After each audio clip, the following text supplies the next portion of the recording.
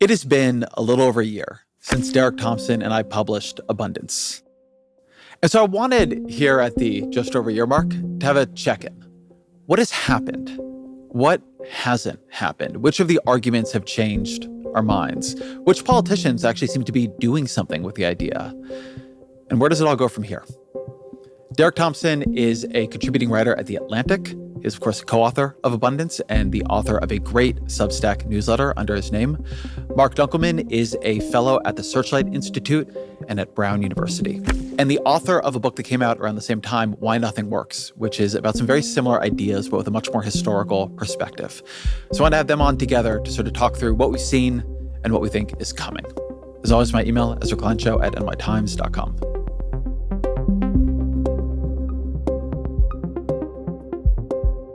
Marc Dunkelman, Derek Thompson, welcome to the show. It's good to be here. Thrilled to be here, yeah. So our books came out a little more than a year ago. Congratulations, everybody. But just at the high level, where's your head at? What are you feeling good about? What are you feeling worried about a year? And Derek, start with you. So maybe one way to think about the reaction to the fallout of Abundance is to think about its impact at three different levels: the level of vibes, the level of legislation, and the level of outcomes. At the level of vibes, this is a 0.1 percentile outcome given where I was March 1st of 2025. The degree to which the concept of abundance has reached something like full penetration of the political discourse, certainly the discourse of the Democratic Party. You look at the fact that governors Kathy Hochul, J.B. Pritzker are talking about how their solutions to the energy crisis or the housing crisis must begin with a supply-side policy. That tells me that this is not just a word that's being bandied about. It's a concept. Look at problems, solve them on the supply side, that is being actively talked about at the level of governors, at the level of Congress, at the level of the Senate. Zoran Mamdani has called out the concept of abundance and has paired his policy of rent freezes with a policy of helping developers build in New York City. So that's at the level of vibes. I think it's clearly entered this level of mimetic strength that is far beyond my wildest dreams of 13 months ago. At the level of legislation, I'd say it's like a B+. One bill that Gavin Newsom signed is literally called Abundant and Affordable Homes Near Transit Act. Abundant is right there in the first word. There's legislation that's been passed around the country that also has tried, many times explicitly citing abundance to make it easier to build housing and easier to build clean energy. But then I think where the strongest criticism of our movement has to begin is at the level of outcomes. California should be commended for the law that it signed. But if you have the misfortune of going to, say, Fred, the St. Louis data website, and looking up housing starts in California between, say, 2021 and 2026, you do not see the publication of the book Abundance by Ezra Klein and Derek Thompson in those statistics. What's even more worrisome to me, you look at 2015 to 2026, you don't even see the YIMBY movement. That is exactly right. And that's pretty concerning. We said in our book, judge political movements by their outcomes. The bright side is maybe you could say it's too early to count our outcome successes, but the very fair criticism of our movement right now is where are the outcomes, especially in states like California, where the volume of abundance has been the loudest? Marc? So I think I have a slightly more optimistic perspective. More optimistic than that? That's pretty optimistic. My view is that your book and the associated effort to rethink progressive policy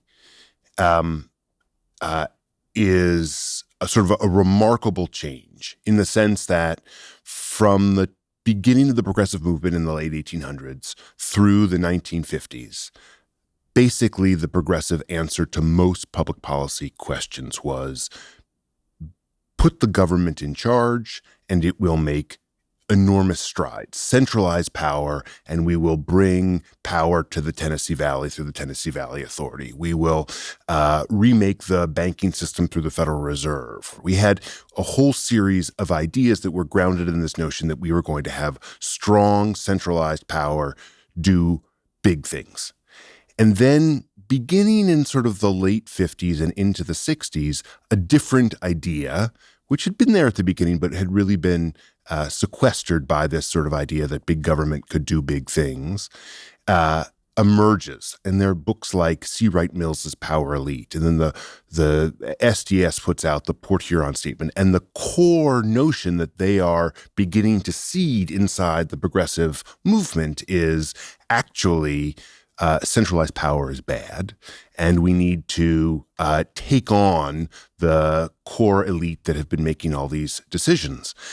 And the progressive movement becomes about speaking truth to power in almost every form. And you see that in the reaction to the civil rights movement, that speaking truth to the power of Jim Crow. You see it in second wave feminism. You see it in the objection to you see that in the reaction to urban renewal, to the highway program, Silent Spring. Ultimately, the power broker, which is my book, is sort of in conversation with the power broker. But in all of these are strikes against the old progressive way of governing. It is to push power down, to empower little people who have been bulldozed in the proverbial sense and in the literal sense to be able to stand up against centralized power. And that, by the mid-1970s, is the speaking truth to power is the central idea of the progressive movement. I think what Abundance has done for the first time really since then is to open up a conversation about whether we need to rethink that core notion of what progressivism is about. In the old notion, the sense was that we needed to, in all cases, put more oversight on government rather than letting it cook. And now I think we're beginning to say, many of us on the far left and in more moderate circles, like, we need government to function just sort of generally. And I think like that was not a conversation we were having 18 months ago in nearly the same way. All right. So both of you are speaking more in the grand march to triumph register here. So I'm going to come in with things I'm more worried about. So I probably agree with a lot of what you said, Derek, but at the level of vibes, Abundance has been more factionally controversial in the Democratic Party than I would have expected, and has cut into it in ways that I wouldn't expect it, sort of setting off a big populist liberal fight. And I think whether or not that fight is constructive and whether or not the syntheses that come out of it are constructive is unknown as of yet. My absolutely biggest worry, though, is not the critiques of Abundance outside the tent, but a kind of small ballness that I see emerging inside the tent. When I think about failure modes for what this could be and what it could be becoming, it's that Abundance ends up as a synonym for efficiency. That we've rebranded an agenda for state capacity, that it's just, I always hear people like, I don't disagree with cutting red tape, as if like all Abundance is about cutting red tape, as opposed to an actual radical vision of plenitude. And I think something that neither of our books ended up doing all that well was really describing what that vision of the future would look like. You know, you imagine a candidate, you know, running for the Democratic nomination in 2028 or running for the presidency in 2028. What are the ways that they describe what this abundant future is to look like? Is it you're promising to build just 5 million houses? Does that mean anything to anybody? How do you make clean energy abundance a concept that people can actually feel? How is that something people are excited about? And then this goes to another thing that I think is going quite poorly, actually. The back half of Abundance, as you know better than anyone, is about trying to build a progressive politics of technology. And I think the way particularly the AI conversation has gone and the often quite merited anger that is building at AI leaders and AI companies, I see that as actually farther away than I did at the beginning of 2025. So with all that on the table, our book begins with housing. I think housing is the place where you see the most legislative action, where you see the most governors and politicians talking about it. A lot of the examples in the book are from California, where I am from, where I was when we wrote much of the book. The governor of California, Gavin Newsom, has very much embraced the abundance critique. And so I want to play this clip of Gavin Newsom on Jimmy Kimmel. Is California overregulated? Because it feels like there are a lot of well-meaning laws, rules, et cetera, that get in the way of building your house, of opening a restaurant. I've experienced this myself. What do we do about that? No, we need a liberalism that builds, and we have to own that. And I'm very much part of this sort of new nomenclature. We call this abundance agenda, and we've got to reconcile that. We've got to be more focused on time to delivery. Not just rhetoric, not just what we're for, we got to actually deliver and manifest it. That's why this year we did the most significant housing reforms in our state's history. We did something that hadn't been done in decades. We've tried to address land use reforms, what we call secret reforms. We weren't able to get it done. We finally were able to get it done this year in a meaningful way. But this is a meaningful topic for Democrats to recognize we have to deliver on big and bold things. Trump breaks things. Democrats need to build things, but we have to actually deliver on that promise. Speaking of Trump, means reform. Derek, what do you think when you hear that? I definitely don't want to give the same answer to every question, but I hear the governor of California describing a legislative victory in terms that literally quote our book, A Liberalism That Builds Abundance. He's being asked questions by a late night host that are basically like LLM summaries of our book. But then you look at the outcomes, and California still hasn't actually increased housing starts in the, 6 months since that bill was signed, 9 months after the debate over that bill really began. That's not the fault of that legislation necessarily. You could think of it a couple ways. You could think, one, that there's a set of problems that have accumulated in California over the last 50 years that have made it harder to build housing. And this is one important step to ungunk that process. That's an optimistic way to frame it. Another way to frame it is that, legislation is not the only ingredient when it comes to housing construction. We're in an environment with an elevated interest rate, where Trump is waging war against legal and undocumented immigration, which is complicating the fact that I think 40% of construction workers in California are foreign-born. So the labor supply of construction work in California is scarce and therefore very expensive, also raising the cost of housing. And you look around the country and there just aren't a lot of housing construction triumphs at all for a variety of macroeconomic reasons. I care about outcomes. We care about outcomes. And if California, Illinois, New York, if they're going to pass laws that hold up abundance as the inspiration or motivation or philosophy of those laws, and then 3 months, 6 months, 2 years later, we still don't have the fruits of abundance, whether it's building more housing, building more clean energy, I am worried that speaks to a gap between what I call the legislation vibes and the outcomes. Well, here's, I think, also another way of thinking about this that I've become more sensitized to in the year after publishing the book that I'd like to hear your thoughts on. So whether a housing project gets built can depend on a series of things, but I think you can often break it into three things when there is demand for it. So one is just legally. Can you get the damn thing built? Can you get the permits? Can you get the agreements? Can you, get through, if it's a big enough project, the city council or the planning board or whatever? And we focus a lot on that. I would say when I look around that there's been at least the intellectual victory where there is something getting closer to a broad consensus that you should be able to build. Legally, that should be possible in places where we need housing. But then there's a question of, can you finance the build? And then there's a question of how much does the build cost? What is the cost of construction in terms of materials, in terms of labor, in terms of how much you're paying labor, in terms of what kind of thing you need to build?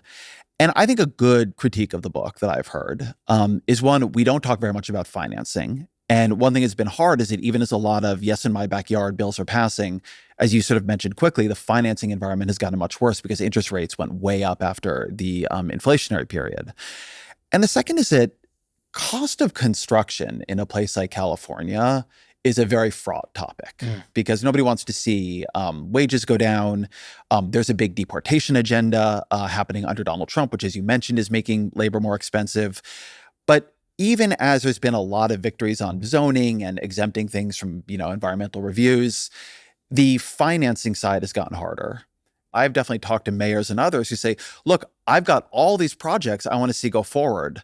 And we've made it possible for them to go forward, but the financing, the projects are not penciling out and we don't have an answer to it? Yeah, the framework that I've developed for this, which I think is a critique of that first chapter, of that housing chapter, is that to really understand housing in America, you need to understand a 50-year story, which is mostly about rules, a 20-year story, which is about business cycles, and a 5-year story, which is about the incredibly weird business cycle that has followed the pandemic.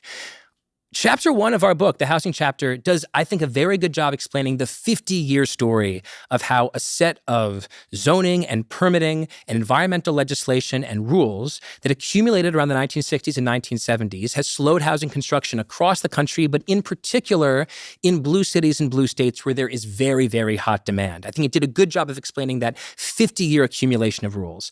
But there's also the 20-year story, which is that after the Great Recession, the construction industry in this country was decimated. And that led to the 2010s being the decade with the fewest houses built per capita of any decade on record. That's not just a rules story. That's a story about macroeconomics. It's a story about the fact that after the Great Recession, there just wasn't demand or available labor or companies sufficient to build the kind of housing that we would need in the 2020s. And then what happened in the 2020s was just like one piece of mayhem after another. You had the pandemic, you had inflation, you have now, I think, a scarcity of construction labor, which makes it more expensive to build in many places. And so I do think that to really understand the problems that states, that governors and mayors face when it comes to housing, you do have to understand that there is this kind of like Russian nesting doll of problems, 50 years of rules, 20 years of macroeconomic crisis, and then 5 years of macroeconomic and financing crisis. And that's really put us where we are. And so I agree. I think, and like you, I'm picking up the criticisms that I heard about financing, about the fact that if you want to build this level of housing, you need to be obsessed with the question of how do we actually finance that construction? How, especially, do we make loans to developers at a time of high interest rates possible for them to keep up with the level of housing construction that you want? Those are really, really strong critiques. I think they click into the story that we were telling, the 50-year story. But I do think that it is fair to argue that our book missed that very important ingredient. Marc, there's also a question of power here that I know you've been very focused on. So I'm going to keep California in the front of my mind here just because I know it very well. But very recently, you've seen huge clashes between Governor Newsom and cities across California because all these big bills are passing at the state level. And then the cities are using all kinds of often fairly innovative approaches to just making them not work, to dragging their feet, right? This is a big conflict between Los Angeles and the state at the moment, but not only Los Angeles. And this is hard. The question of who should have the right to say yes and who should have the right to say no. And I think even within conversations among, people on the left, there's like a lot of contrasting intuitions here for good reasons. Mm-hmm. How do you think about this? Well, housing, to my mind, is sort of an outlier within the abundance agenda because unlike in linear infrastructure, transit lines, train lines, electrical transmission lines, the challenge here is to empower someone who owns a plot of land to build housing or more housing on it. And I say that because in this circumstance, in the world of housing, the challenge is that the state wants more housing and they're up here, and the person that has purchased a plot of land wants to build housing, but the neighborhood doesn't, right? So it's sort of a sandwich, and it's the peanut butter and jelly that's gumming up the works, to I think mix metaphors.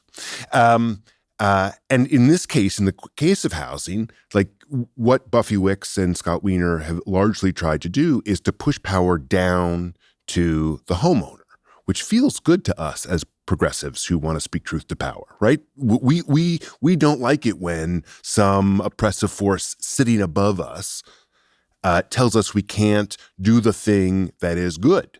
And so empowering someone who lives near a transit stop, who has an underutilized piece of land in a city that they can build a bunch of housing on it, feels good to us. And that's largely what's passed. It's pushing power down to the land owners so that they can do more. And then you reach into these challenges of financing and whatnot. I have to say, in the scheme of things, you guys are journalists and I have spent a long time in politics. The idea that a year later you'd have a bunch of more housing built because of a book seems a little far-fetched to me. I agree with that. But you know, I like the standard you're holding yourself to. Well, let me, I will add one thing on that, because I think the way to think about why you should worry about this is that it's not like the last year was the first time California or any of these states passed a bunch of new housing bills. They were bigger and they were cleaner. But there has been a decade of housing bills being passed in California. Yeah. Dozens and dozens of bills, including many that were framed to me as transformative that just weren't. And so to what you're saying, and as somebody who's worked in politics, you've seen this, and as somebody who's covered legislation, I've seen it. I think there is a tendency to assume when a bill has passed, it's done. Right? If you've been fighting for the bill and, finally we got the duplex bill or whatever it is, well, it's passed. Great news, everybody. We're going to get our duplexes. And often it doesn't work that way. A lot of things don't work in practice the way you think they would. And that implies to me, particularly on housing, that when you don't have enough consensus on the ground for something, it can be very, very, very hard to implement it, because cities and neighborhoods and planning commissions and so on use a lot of different tools to, block the projects in other ways. I mean, the core question you're asking here, and I think we're all asking, is who should decide what housing is built when and where? How should that decision-making process work? And so when I wrote Why Nothing Works, sort of the big aha moment I realized was that for a lot of progressivism's history, our view was centralize that power in the hands of one person who will decide what is built. And that's how Levitt towns were built. That's how Robert Moses built housing all over New York City. That's how, sort of the establishment built housing for a long time. And then we switched horses, right? We decided we didn't like that model because in many cases it was abusive to people who lived in communities that were bulldozed, or they were discriminatory, or they were not sensitive to what was happening in the environment. So we created over the course of 50 years a whole series of laws that put new checks on those who would build housing. And we're now beginning to try to dial back the number of veto points in the process. And you're right. It's been 10 years of small bore changes, and now I think more substantial changes. But I do think that you're going to see, I'm from Rhode Island. We've got a bunch of more housing starts than we had. And that, I understand that it's not the immediate satisfaction of suddenly we have 5 million more units across the country, but it is it's a different discussion among progressives. And that feels to me like a sea change. So something that I wrote about in our housing chapter was the anger in the 60s and the 70s that America was just getting uglier. The term ticky-tacky comes from, the song about the housing in Daly City, not too far south from San Francisco. You had the accurate view that a lot of forests and rivers were being despoiled, and the growth machine, government construction, all of it, the public lost a kind of faith in it, because instead of this building making their surroundings more livable and more beautiful, it just became these soulless, grayish, mixed use, anonymous, construction. And so actually one thing that has been very, very badly underplayed here is the centrality of aesthetics in whether or not people want to build. I don't know that I buy this idea at all. At least I think it's incredibly underpowered as an explanation. So the claim on the table seems to be that Americans in the 1950s and 1960s turned against the growth machine, as you described it, primarily out of an aversion to the ugliness of the world. Ugliness is not the word that I would use, right? The word that I would use is environmental degradation. I mean, the environmentalist movement of the 1960s and 1970s was about the fact that people were dying from the air and dying from the water. That's not a question of aesthetics. That's a question of health. If you want to understand why it's easy to build in Texas, but difficult to build in California, and all you have is the beauty explanation, well, then you're essentially saying that continued building in Texas is made possible because Houston is so damn beautiful.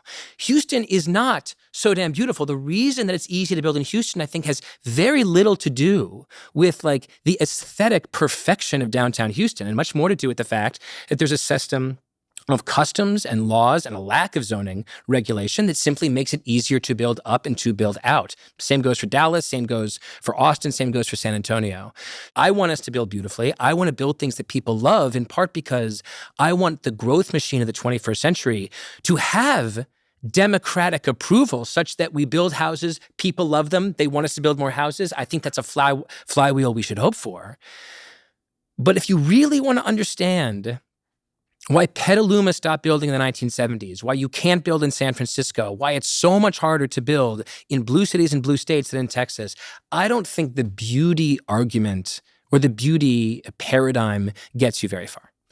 I think that is probably right. I in some ways want to put beauty closer to the center of politics, or at least say it is more important than we give it credit for in politics. And also, I don't think it explains why Austin builds homes and, Los Angeles doesn't. But I actually want to hold then on Austin for a second, because one fight that still felt fairly live when we were writing the book is, does building housing lower rents, right? There was an argument that because demand is always so high, you can build homes, but it doesn't do anything. It just allows more kind of wealthy people to move into them. And, maybe it's even like building freeways where it increases so much demand that, you don't get any faster travel time. You've done some reporting on Austin. That's been a kind of hell of a story over the past year or two. What have we seen there? What we've seen essentially is that Austin built an enormous number of homes in the 2010s and early 2020s, and average rents have gone down, down, down over the last 18 to 24 months. Austin is like the canonical story here, but the story that I find more impressive in a way is Dallas, Texas. Dallas, Texas, between 2019 and the early 2020s, added a population equivalent to the size of urban Boston. Hundreds of thousands of people moved into the Dallas metro. And if Dallas were like Los Angeles and San Francisco, the average price of a home in Dallas, Texas right now would be around $3 billion. But that's not what happened. $3 billion? Yeah, no, I'm joking. Okay. It's like, it would be so absurdly high. You have to calculate it in like Bitcoin. But what happened instead is that housing prices in Dallas have actually declined over the last 3.5 years. Dallas built so much that construction increased per capita throughout this period. Dallas builds more housing today than any other metro in the country. That is a triumph of allowing the housing market to work. And that's because housing is not a special kind of good. It's a good that, like so many other goods, is responsive to supply and demand. Given a steady level of demand, if you restrict supply, prices go up. If you add supply, prices stabilize. And if you add enough supply, prices can actually go down. It's why you have in so many places where people want to live, prices going through the roof, because we've simply made it too hard to build. It is really, really important to me that whatever explanation that people have for this phenomenon, some people say it's about billionaires or corporate interests. I say, look to Texas. Texas has billionaires. Texas has corporate interests. But Texas also has an entirely different set of rules and customs and permitting regulation that simply makes it easier for supply to respond to demand. And as a result, we have outcomes in Texas that are better than the rent freeze that Mamdani has promised New York and other left-wing politicians have promised their own cities and states. We have something better than a rent freeze. We have rents going down because we've made it easier to build. So you mentioned Mamdani and the rent freeze. And of course, there's another side to his agenda, which is to increase supply, right? Mamdani is attempting a synthesis I think you're seeing much more often now on the Democratic side, which is price controls paired with supply increases. You'll sometimes even hear these argued as one creating the support for the other, right? Price controls creating political momentum for supply increases. I want to play a clip of Mamdani here speaking in March. And we're all here together today for an announcement where we launch the Neighborhood Builders Fast Track. What does that mean? Because I know it doesn't explain itself. What this means is that we are creating a pre-qualified roster of developers. And in doing so, we are going to cut down on pre-development time for new projects from 18 months to 10 months. Now, when you couple that with the referendums that were passed just late last year, that means that we are cutting down on the time it takes to build affordable housing in this city by up to 2.5 years. And I say that to you in a city where we know that time is money. Yes, sir. Here's what I like about that clip, and that I think reflects something bigger happening in across democratic policymaking, which is a recognition that speed matters. And in a way that was, I think, not admitted, a lot of policymaking actually took the view that delay was good. That delay was good because policy is complicated, its effects are complicated. And what we need is a lot of process and time to surface information, to surface objections, surface concerns. You can really see this in the way environmental reviews are conducted. You can see this in the way that, housing is built. And I don't think we often say delay is good, but in practice, we believed delay was good. I mean, there you have a democratic socialist out there saying, as an applause line, time is money. And I think the sense that speed is progressive, it's more affordable, but also it allows you to deliver at the time frame of elections and show government making a difference in people's life. That is a principle that I am seeing people take more seriously. I'm not saying that's just our fault or anything of that nature, but I think it's actually really important. And recognizing that delay is corrosive to democracy because you can't feel government in your life is a really, really, really important shift for democratic side policymaking to make. Marc, you've written about this explicitly. Among liberals, input was considered a costless virtue. It was considered costless to have long periods of input, to prize input, to say that the ultimate expression of democracy is people standing up and telling their city council, don't build this thing anywhere close to me. That was seen as more democratic in some places than the actual vote for the mayor who promised to deliver housing to that city, and actually found that the people who showed up on Tuesday night at the city council meeting were the veto point that prevented him from allowing housing. People also use the term procedure fetish, as if progressives just sort of like procedure for procedure's sake. Nick Bagley's term. That's Nick Bagley's term. And my general view here is that we're not looking for procedure just because we like it. We're not looking for delay because we like delay. We have a fantasy, and we've had it now for several decades, that if you get everybody in the room early enough in a planning process, you can create a product or an outcome that has no trade-offs. And the truth is that we're facing, and one of the major barriers to abundance is we're facing real trade-offs here. I mean, I do want to point out, the housing crisis in New York City, there's always been a housing crisis in New York City, and we put all sorts of restrictions on what government could do. We are now trying to figure out, I think, Mamdani, Warren, people in the moderate wing of the party, people who are further left, how are we going to do this in a fair and expeditious way? And I think the abundance discourse has wanted, in many cases, to pit us or you guys against the left. And that's not an accurate portrayal of what's happening. You're seeing Mamdani, Elizabeth Warren is author of maybe the most pro-abundant housing bill introduced forever in the Senate, and has passed the Senate. And I think, to the degree that there seems to be tension about this, here's an idea where it seems to me that there's growing consensus. The polling outfit Blue Rose recently did this survey where they asked people whether they liked abundance messaging or populist messaging. And it turns out that the most popular messaging was a synthesis of abundance and populism. It was things like, quote, working Americans can't afford the basics, and it's because we stopped building them. Not enough housing, not enough energy, not enough childcare, and what little gets built goes to the wealthy first. Democrats will build an America that works for everyone, not just those at the top. That was the message that polled the best. I don't think that that's dispositive. I mean, testing messaging is not the be-all, end-all of politics. And look, there are philosophical differences between liberals and populists that we shouldn't run away from. They exist.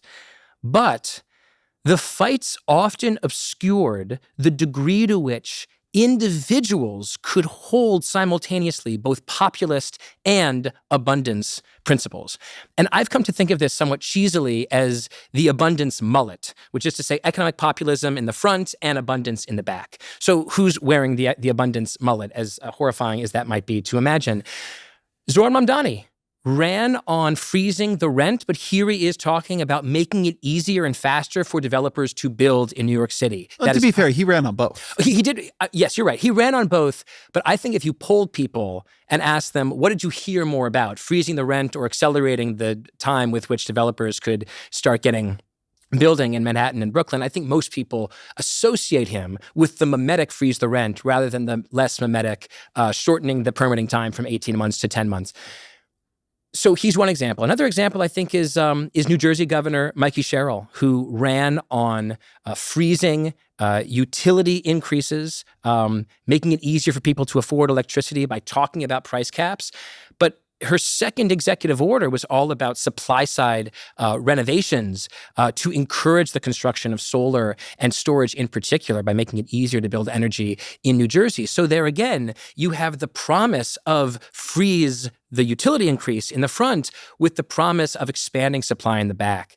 So I was going to do this later, but I think I'm going to do it now because I think one of the dangers of this conversation is that the three of us largely are pro-abundance, and I've done previous episodes where I've had critics sitting at, in fact, this very table.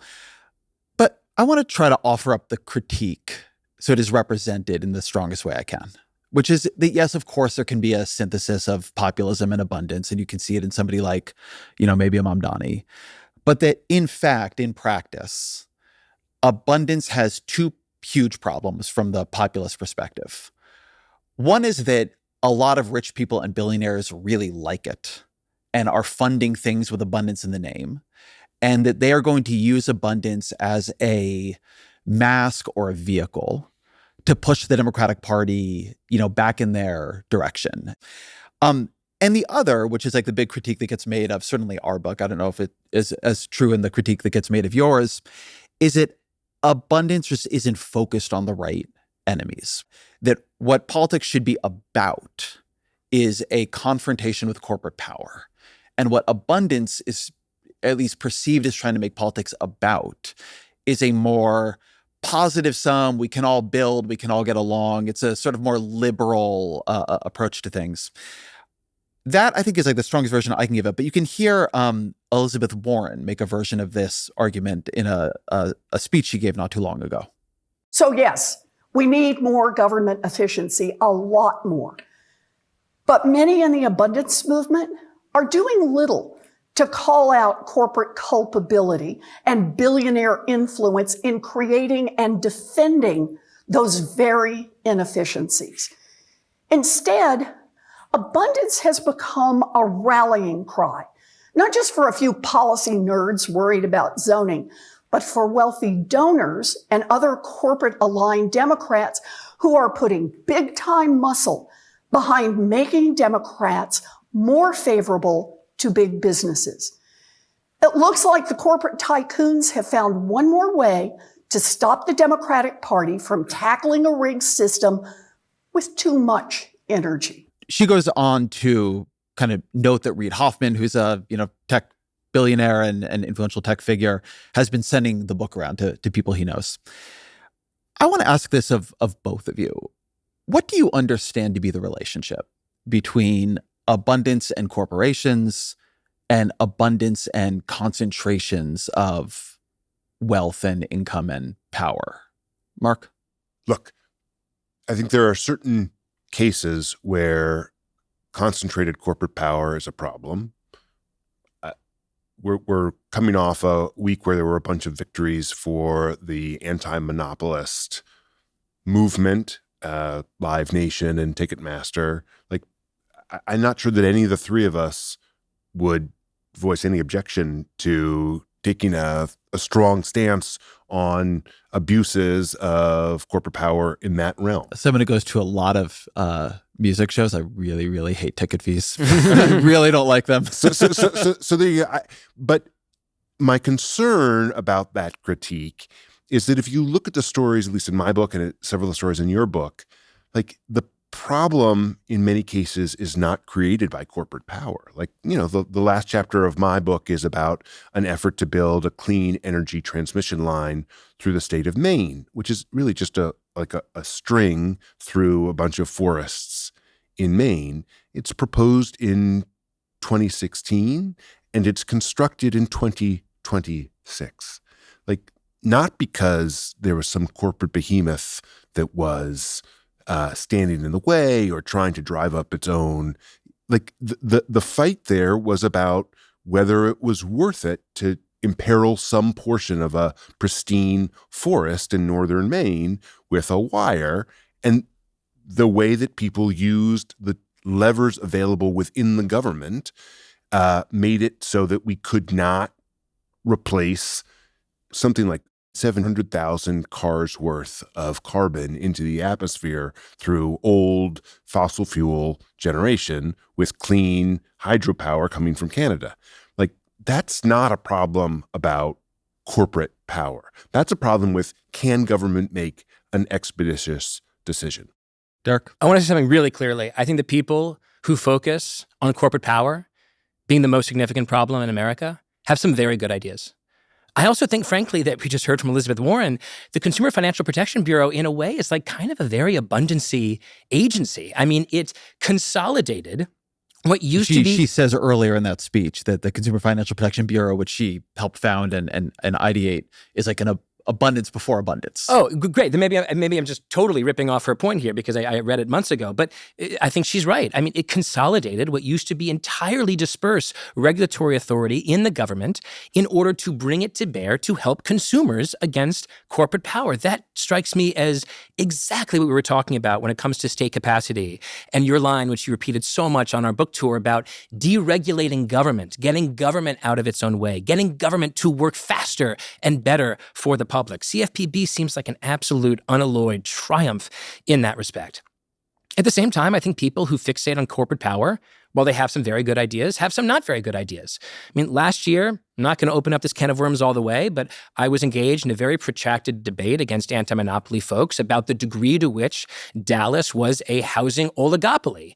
I don't think it is. I don't think we should be fixated on punishing builders who are successfully adding housing that seems like taking this one lens and applying it where it shouldn't be applied. And that tells me that if the lens of corporate power leads to both some very good ideas and some not very good ideas, then it might not be the single best lens through which to see improving America. I am not a populist. I am a liberal. I am concerned not about corporate power specifically, but about power, but about how power can manifest in strange places. It can manifest absolutely at the level of corporations and monopoly. It can also manifest at the level of the neighborhood, as Marc was just explaining. When a group of neighbors stop a new apartment from going up by lobbying the city council and mayor to not build housing where it should be added, what is that if not the application of power? In 2017, the New York Times, where we are sitting, published this incredible piece that I think went back and forth between us and Notion, even if the final didn't make it in the book. And it was about the incredibly expensive per mile cost of connecting Grand Central to the Long Island Railroad. Why was it so expensive to build a train, a tunnel in New York? Partly it was about consulting fees, partly it was about construction, partly it was about the fact that public union staffing levels in New York City are like 4 times higher than they are in the typical city or state in Europe, France, Spain, the UK, and that's why our construction costs are so much higher. So if I'm a populist sitting here, I'm going to interrupt you. Sure. If I'm a populist sitting here, I'm somebody who more believes with this in this critique. Here's my answer to what you just said. Yes, it's all true. Yes, if I'm I think making the best argument I can make, at least. Yes, that's all true. But you sure seem more excited when you start talking about the power being misused by the neighborhood group or by the public sector union or by the poorly run government, and you sort of yada, yada, yada your way past the corporate power.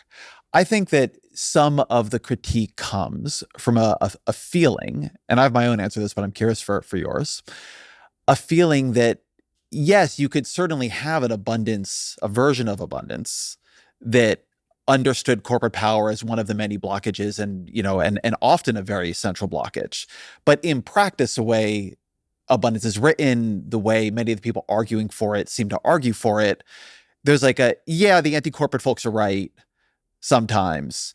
Let's go back to talking about how government doesn't work, right? Let's go back to talking about where public sector unions increase costs. And that it's in that where the real message, the real priority set is revealed. There's a way in which I'm not exactly sure how to answer that question. It's a really good question. Why am I more excited to make the point that I seem more excited to make? You know that feeling when you're in a room and everyone around you is like freaking out about something? And in a weird way that like calms you down because you're like, oh, everyone's freaked out about this thing, so I don't need to add my anxiety to like the median level of anxiety in this room. That's kind of how I feel about certain aspects of fearing the influence of corporate power in monopolies and energy and entertainment. I see it's being covered. I see people writing about it. I see people getting agitated about it. I think it's good that the government is winning lawsuits against entertainment companies that are abusing their own power to raise ticket prices. I think it's good. But that's not where the debate is. I'm excited about adding an impression that I think we introduced, you and I, to the conversation, which is that we are so used to seeing this version of power exist at the level of corporations.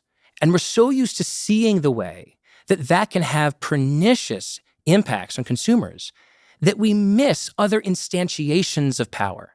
And a neighborhood can, in a strange way, be an instantiation of power.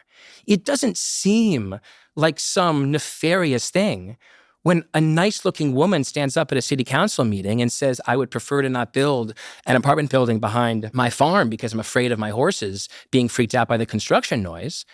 But I want us to see that is power if it stops an apartment building from being built. So it's always difficult but important maybe, to respond to a question about like affect. Maybe the first thing I should have said was I encourage people to read the transcript where my affect is invisible rather than watch this on YouTube where my affect is visible. But I really do think it's like that if I'm really reaching down into understanding like why am I passionate about getting people to see these other ways that surprising accumulations of power can stop things from happening in the public good, it's because that's where I think we're missing the story. This is a conversation. This conversation among progressives between the populists and the abundance nicks or whatever we're called, that is more than a century old, right? At the turn of the 20th century, and I go through this in my book, the turn of the 20th century, the railroads have completely remade the American economy. Power is accumulating, and the people who are concerned about these monopolies have two wildly different ideas about what to do about it. One idea is anti-monopoly. It's Brandesian. It's big is bad, small is beautiful. How do we carve these things up so that the old sort of 19th century kind of capitalism that Louis Brandeis had seen on the streets of Louisville, Kentucky as being grown up could be reestablished. But there was a second idea, which was we should build up what was then like just a shadow of a government, that so that it could accurately and powerfully regulate with centralized power. Theodore Roosevelt proposed a Bureau of Corporations. We eventually get the Federal Trade Commission. Before that, we have the Interstate Commerce Commission, which is a big bureaucracy designed to regulate the railroads.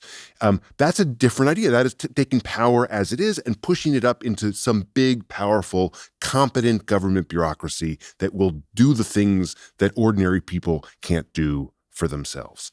And I think sort of the misunderstanding here is that those who say, we need to attack corporate power are just taking the Brandesian notion of it. And that the abundance ethos harkens back to the old ideas that existed, from the turn of the 20th century through the 1960s, that we should be building up government power so that government is capable of taking on these corporations, that we have people in government who can make discretionary decisions about where we're going to build transmission lines, how we're going to improve transit, where we're going to build housing, how we're going to regulate this and that. We want bureaucracies to be able to move speedily, and we want them to be able to make decisions in the public interest. And strangely enough, it is the reforms that we've seen since the 60s and 70s that have slowed government down so that they cannot be responsive to the corporate challenge. And so, to my mind, like there's some confusion here, and that the idea that we should abandon abundance in the name of just sort of attacking corporations misses the point that government should be a competent institution that can accurately and thoroughly review and challenge corporations when they're doing wrong. Can I throw the baseball back to you? Like, how do you situate the corporate power critique in your current conception of abundance? / maybe alternative way to ask that question. A time machine materializes right next to us over here, takes us back to December 2023, allowing us just enough time to add a chapter 7 to the book called Abundance and Corporate Power. Do you write that chapter? And what do you put in it? So I have a couple answers to this. One, which is more to the way we wrote the book and the question I asked you about affect, is that I think we wrote the book with a couple of thoughts, but one was it was a book about blind spots of liberal and leftist governance. And interesting, this is actually an argument, right? The populists often do think this to be a blind spot of liberal governance. But to me, corporate power is actually something that the left, broadly speaking, understands and is relatively attentive to. I mean, we were writing this book when Lena Khan was the chair of the FTC. So one thing that it just wasn't that much about was things where I thought, progressives kind of had the right idea. But that created the impression that it isn't concerned with that. And so I think then you get into two things that are more substantive. One is that I think when you are talking about building things, and this is a book about building things, this is a movement about building things and typically building them in the real world, you are necessarily forced into a complex relationship with corporations and functionally everything else. Because first, things are built by corporations. Most things will continue to be built by corporations. Whether you're talking about drug development, where there's a mix of obviously public research, but then the pharmaceutical industry actually does do a huge amount of drug development, and nobody has a theory of getting away from that. To when you're talking about, building commercial buildings, often building housing, decarbonizing, almost anything you can think of that needs to be built at a large scale is going to be built in part by corporations. So you need to find a way to align corporate energy with your program. Just sort of being anti-corporate as an orientation isn't going to work. And so I think that's one other reason why I've always said that the theory of power in abundance is liberal in the sense that it believes power can concentrate poorly anywhere. It can concentrate poorly among corporations, in government, among unions, in neighborhoods, that there is no safe concentration of power. But here's where I think if I could add your chapter 7, I probably would. Yeah, Marc, I take your point that a lot of the things we focus on in the book, or frankly that you focus on in your book, corporate concentration isn't the reason the transmission lines aren't getting built. And it's not the reason that housing isn't getting built in, this or that city. But one thing that we are at a principles level arguing for is that government should be stronger, more capable of being decisive, and then more capable of turning those decisions into actual concrete and steel and law and so on. And the way money affects politics at its highest levels, from state houses to the federal government, I wouldn't have really thought of a campaign finance reform chapter in the book the way we initially conceived of it. And also because I have a bunch on campaign finance reform in my first book. In my own head, I'm like, I've covered this. But I think the place where I think you could have put in a Chapter 7. I think the place where, on the one hand, I think progressivism already has like the right view on this, but it has not been able to instantiate this view into policy, is the more powerful government is, the more worried you have to be about the distorting influence of money inside of it. Mm-hmm. And so a political system as porous to money as the one we have currently is becomes very dangerous. So I just put out a podcast about or with this congressional candidate, Alex Boris, who is running for Congress in New York. And, this kind of super PAC that is funded by co-founders Palantir and OpenAI and Andreessen Horowitz is like dumping money to destroy him. And Boris is a former employee of Palantir. But what's going on there is he wants to regulate AI. And these companies and investment firms that are making functionally unimaginable amounts of money from AI are kind of trying to build like a Death Star to destroy anybody who might regulate AI in a way they don't like.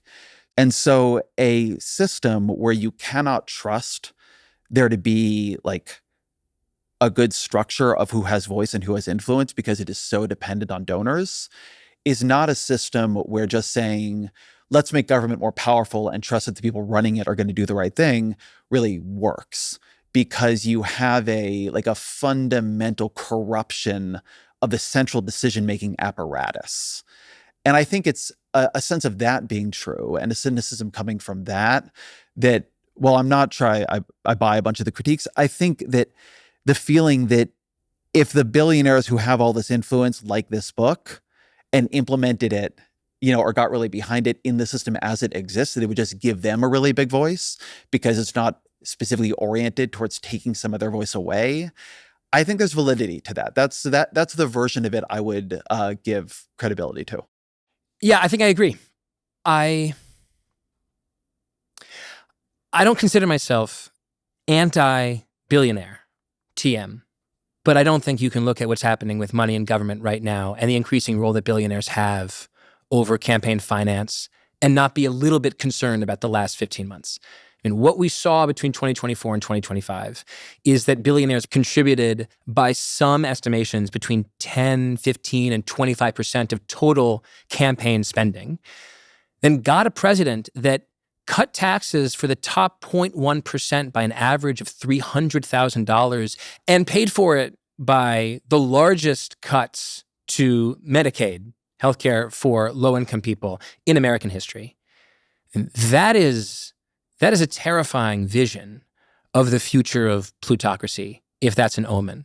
And if you look at the direction of billionaire incomes made possible by the rise of technologies like AI, which are currently in private markets, which means that retail investors do not even have an opportunity to benefit from the tripling and triple quadrupling and decatupling of Anthropic and OpenAI's enterprise value, that clearly points toward a world in which billionaires have an enormous amount of political power.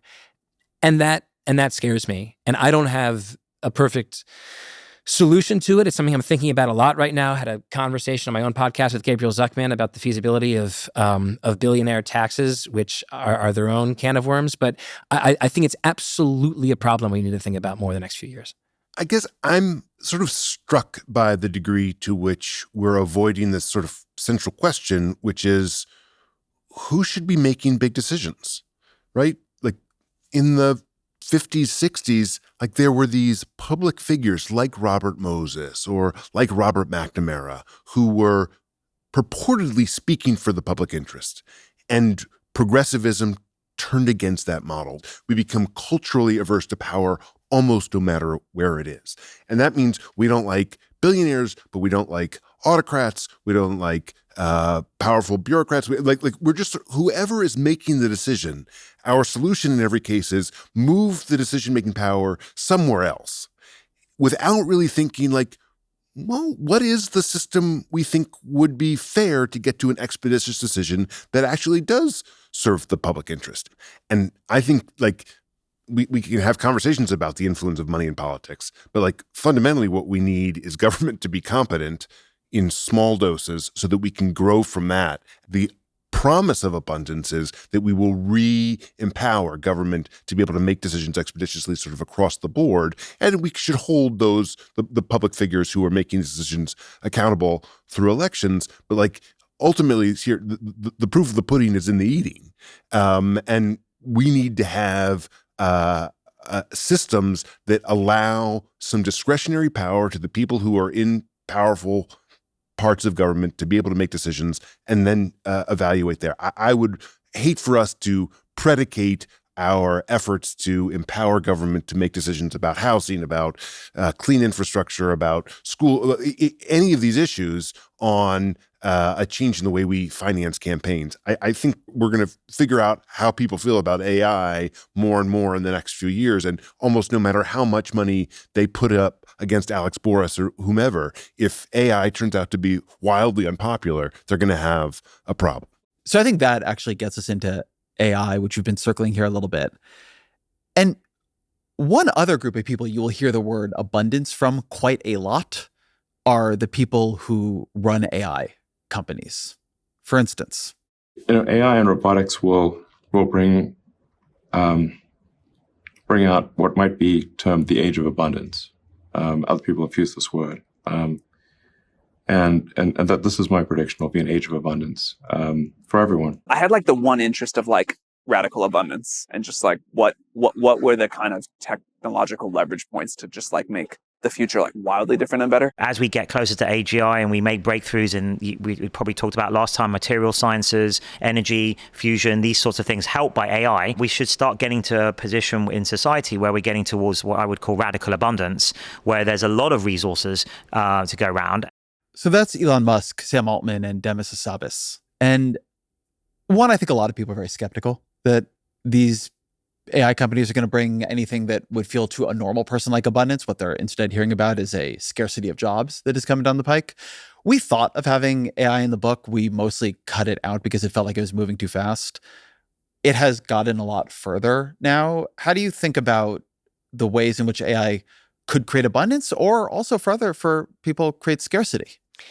I had an interesting conversation last year when I was simultaneously working on abundance and this cover story that I wrote for The Atlantic called The Antisocial Century. And for that latter story, I talked to Robert Putnam, the author of Bowling Alone. And he made this interesting point about technology, which he significantly blames for the rise of solitude in America.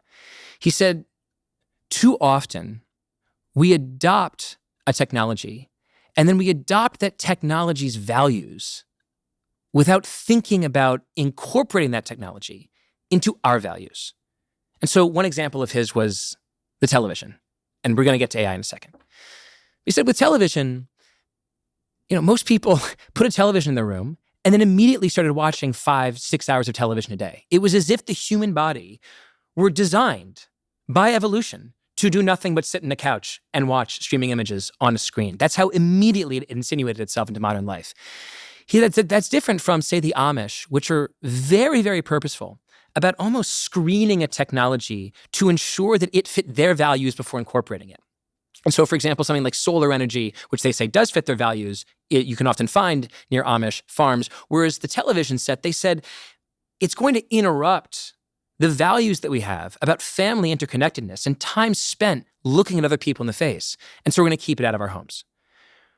I don't think that we should take the Amish approach to television with artificial intelligence. I don't think we should ban it. But I do think we should take a kind of Amish light approach to thinking about incorporating this technology into our values rather than adopting the values of artificial intelligence mindlessly.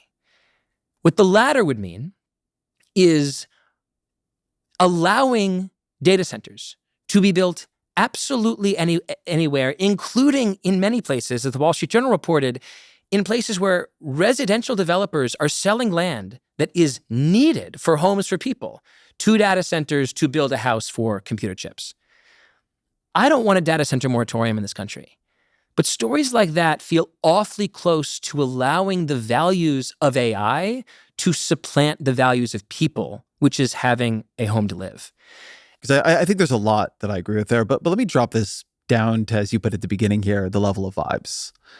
I think one of the vibes projects in abundance is to try to create a political vibe that is simultaneously progressive in the sense that it cares about social goals and equality and distribution and a bunch of things that, progressives typically care about, and pro-technology. I mean, right on the cover of our book, right, we have this somewhat solar punky, you see technology and forestry, and we talk about rewilding, very much at the beginning because you have, vertical farming, right? We are trying to create a kind of vision of the way technology can be pulled into politics to, make things possible that are not currently possible to solve. And I would say the level of vibes that has gotten harder. Mm-hmm. Because one, there is a very, very reasonable sense that technology is concentrating power more narrowly in the hands of a more narrow group of people. Elon Musk is well on his way at the moment to becoming the world's first trillionaire. Mm-hmm. You see the power Sam Altman wields, Dario Amodei. People are scared of AI. They, the way Jasmine Sun describes AI populism is that it's an elite project, right? It's a sense that AI is really an elite project that is like being shoved down people's throats, not something they want, but something that they're being forced to accept and adapt to. And so at the level of vibes, this sort of politics that merges progressive goals and a kind of view that technology can be harnessed for them, mm-hmm. It seems very far. GLP-1s are very widespread, but I think the way the left feels about them is very unsettled. I'm curious for you to talk a bit about that level, because I think it's very hard for a positive politics to grow out of a deep enmity and suspicion. And yet I understand why the suspicion is there right now. Yeah, let me talk first about AI and then let me get to GLP-1s, because I think they're quite different. I think the populist energy, the anti-tech energy that faces artificial intelligence is very different than the dispersed anxiety that people feel about some of the implications of GLP-1s, despite this in many ways being like one of the most popular drug categories in like the last few decades. So I think in that respect, they definitely deserve a little bit of distinction. But I like the prompt. The thing I just meant about that, because I think you're right, is just that I don't see any place where the left is like excited about a new technology. Right. So, okay, yeah. So I really like the 2-3 sentences that we had about artificial intelligence in the sci-fi vignette that kicked off our book. Because while we don't have a fully fleshed out AI policy in that book, we say two things that I think are worth holding on to. The first is that the profits of artificial intelligence, because it is a technology that is built on human achievement and human intelligence, are taxed and redistributed to the public. And number two, that the work week has shrunk. And implicit in the idea that artificial intelligence allows the work week to shrink is the idea that to the extent that it reduces labor, that reduction of labor is not borne on the backs of a dramatic increase in unemployment, but is rather distributed among a stable set of fully employed labor force that is working a bit less and earning more because of higher productivity. So if I were crafting a sort of abundance AI message, what I would say is this is rapidly looking like it's going to become a multi-trillion-dollar industry. We have to restore the ability to tax corporations that could be among the most profitable in the history of capitalism. That's part one. We want to tax these companies and redistribute their income to the people. But also, I think we need to think about what kind of labor market policies we can begin to build to ensure that there isn't a displacement of workers, so that if this technology makes people more productive, it results in something that looks much more like a 4-day work week than the equivalent 20% of the economy just being shunted onto unemployment. On GLP-1s, I definitely get the impression that there is a left-wing, there's an aversion to the technology within certain aspects of media. Like there are magazines and newsletter writers who are against GLP-1s because they promote a new thinness culture, or they might represent some kind of unnatural way of getting a normal body. Biohacking, optimization culture, peptides now, clavicular, right? Which is like a sort of whole weird dystopic looks-maxing thing. That it accelerates us towards some kind of transhumanist future with which we feel uncomfortable. And while enriching a small number of people. But I also think it's important to look at the fact that this is, by all accounts, the most popular category of drug in the last 20, 30 years. I mean, the pharmaceutical companies can't sell it fast enough. The peptide makers with their relationships to Chinese or whatever labs, they can't sell it fast enough. I mean, here you have an emerging technology that looks like it might have implications for neurodegenerative disease, for inflammation, for cardiovascular disease. These are diseases that are among the highest mortality burden in the country, in the developed world. Why aren't we devoting even more public resources to studying this drug faster and finding new ways of bringing down the cost in the next few years for all Americans? What if the federal government spends a lot of money to promote a certain drug category, rewards certain companies with advanced market commitments, hundreds of millions, billions of dollars for companies that build these drugs, so that the government essentially is buying those drugs and then can distribute them to the public at cost, which is exactly what we did for COVID vaccines. And right now, the federal government just sort of seems MIA on this in a way that I'm not sure I entirely understand. So if I were in government looking at this revolution, I would frankly be interested in something like an Operation Warp Speed for GLP-1s. Marc, I want to pick up on something that Derek said a little bit earlier in the AI part of that, which I think is really pregnant, which is, should abundance of time be a goal? And one reason I ask is that you've done a lot of thinking about the progressive movement. It comes up a lot in your book. And when I go back into the progressive movement, one thing I am struck by is how much broader its conceptions of human flourishing were than what I think liberalism tends to offer, or for that matter, socialism or democratic socialism tends to offer today. You have a lot of talk about parks. You have a lot of talk about public spaces. You have a lot of talk about the liberal arts and certain forms of enriching education. Obviously, you have temperance movements and things like that. And there's a lot of talk in that era of work and the role it should play or should not play in our life. And now we just sort of accept it as so central. We have two earner families and, everybody works all the time. But particularly if we do end up in this world where AI is a labor replacing technology, which, to some degree it will be, should the goal be that, the 5-day work week isn't set in stone. Maybe it should be 4 days. Maybe it should be 3. Brink Lindsay in his sort of abundance adjacent new book, The Permanent Problem, is circling some of these ideas. But I'm curious, given your more historical perspective, what you think of that and what you think of time as a thing, leisure time, time that you have autonomy over as a long-term goal for abundance. In the moment of every new technological transformation, we have had some notion, some dream that maybe we could have less work and more leisure for the same income. And in most cases, it's part of the American DNA to use the extra time to do more work, right? I think, Keynes famously expected that we would be spending less time at work. It'd be in our 15-hour work week by now. Right. But we did create the weekend, right? The labor movement.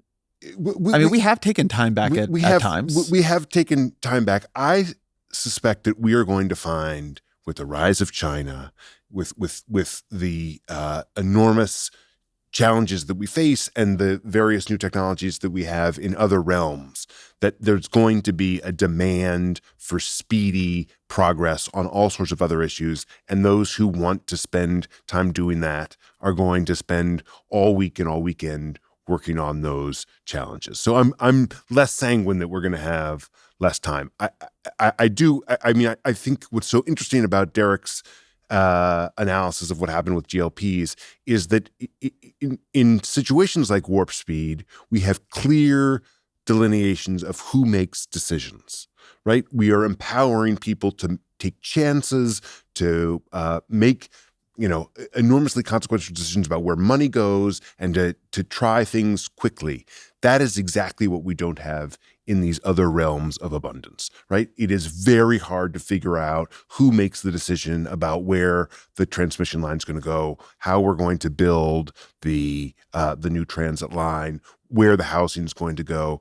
And I think that's an interesting model in these other realms. How are progressives going to change decision-making processes across the board so that we can make expeditious decisions? I think the transmission lines question brings up another area that both interfaces with technology, obviously, but also politics.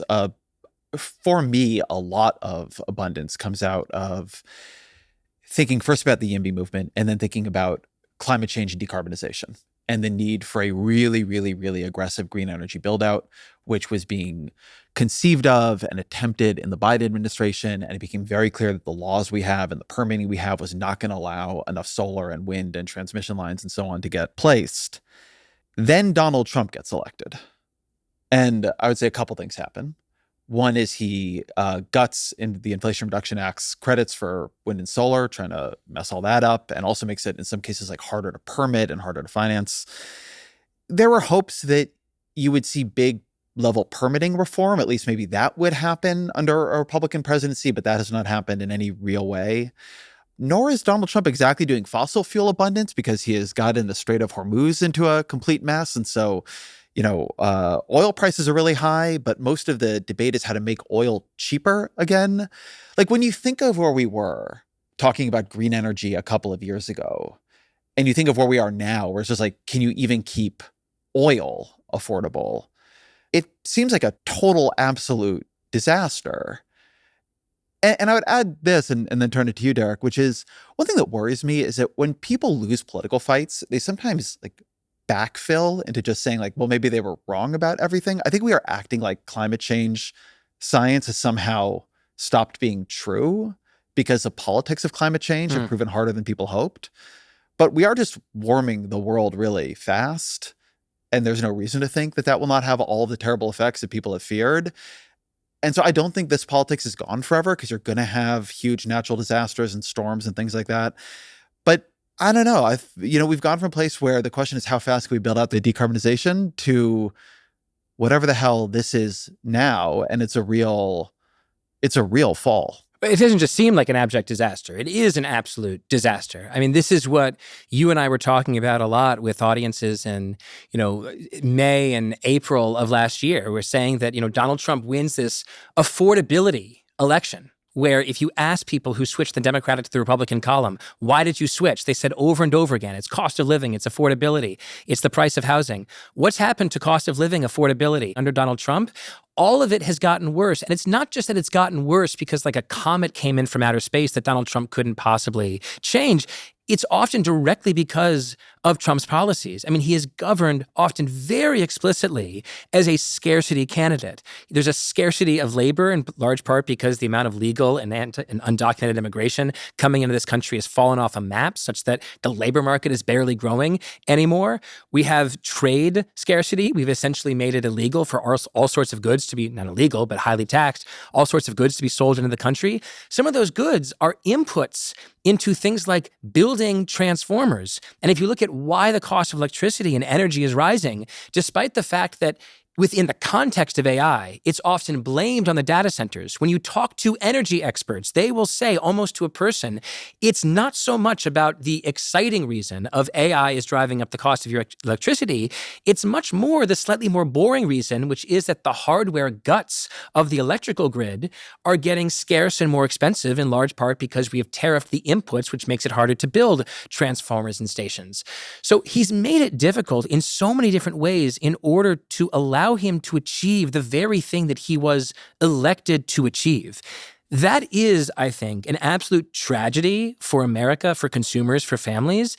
It is, however, and I do mean this on a separate plane, an opportunity for people who think of themselves as abundance liberals to refocus this question around how do we solve these problems on the supply side? How do we make it easier to build the housing that currently is not being built? How do we make it easier to build the transformers that currently aren't not only being built, but are also in many cases being tariffed?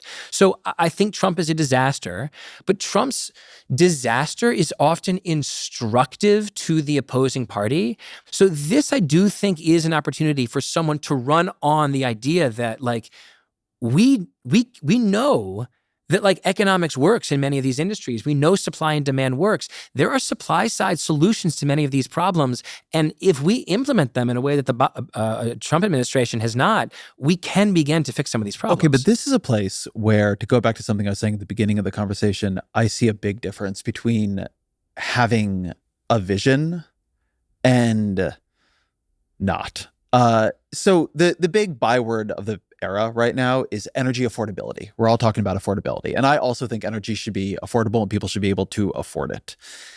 That is not, I think, a forward-looking vision of this. I want to see clean energy abundance described. I want to see a political party that actually has a vision of a world in which we have more energy and the fruits of that energy available to us, available to people in poorer countries, and is able to describe why it wants that and how it's going to achieve it. And this is a place where I think that we're sort of at the intersection of a few things that people, I think, will come to believe have failed. One is that climate politics has proven very, very hard. And I think one reason it's proven hard is that over a long period of time, endlessly trying to motivate people to avoid a disaster that they cannot feel day to day is very hard, right? You're trying to create a tremendous amount of political motivation by warning people of a thing that has not, for the most part, happened to them yet.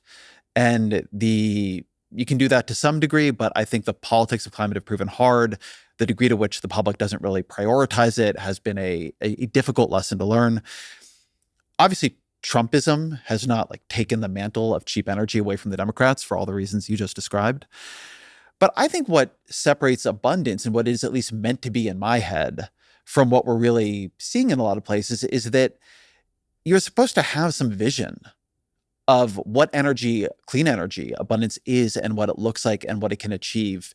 And that is just not a grammar, I think, that people are used to talking about. I think the left kind of has a worried relationship with energy. It just wants to avoid the problems of fossil fuel energy use, right? Decarbonization, et cetera. The right just wants energy to be cheap and plentiful and to drill. And the idea that there is some other future we could attain that is not just the present, but without climate disasters, or the present on the right with climate disasters, but a longer period of cheap fossil fuel oil. I would like to see that brighter future described. And that's a place where I think there's been a lot less by now than I would have hoped. I might disagree with the way you're splitting out the economic case and the vision case.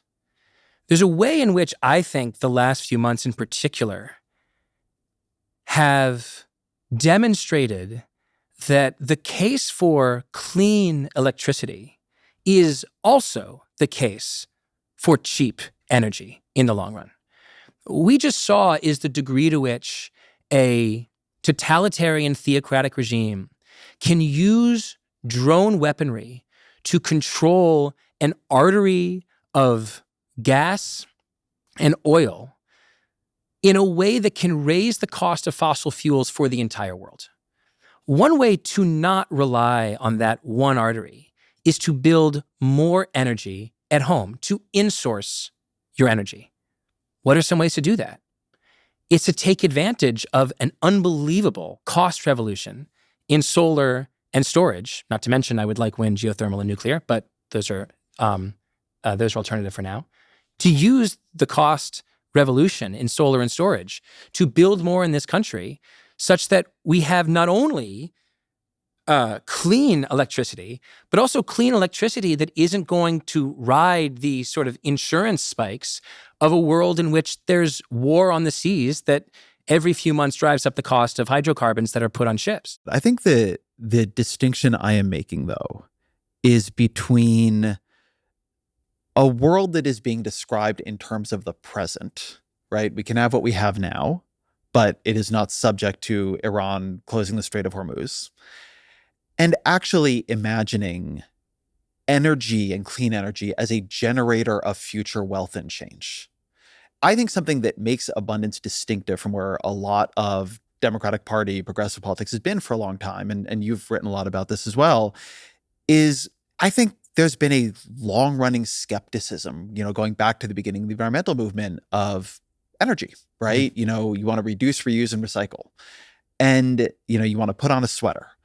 And I think that abundance is distinctively pretty pro-energy. It believes that a world in which we all had access to much more energy would be a better world, dramatically so, right? It would make possible all these technological innovations like vertical farming and things that we really want to see, mass desalination. And it believes that the technology is there or near there to do that cleanly. And so if you really invest in that, both in terms of things we know how to build, like wind and solar, but are getting better at, batteries, and the things that we would like to sort of have revolutions in, like geothermal and nuclear, something really different is possible. And yes, I agree that you could use the current moment to pivot to that.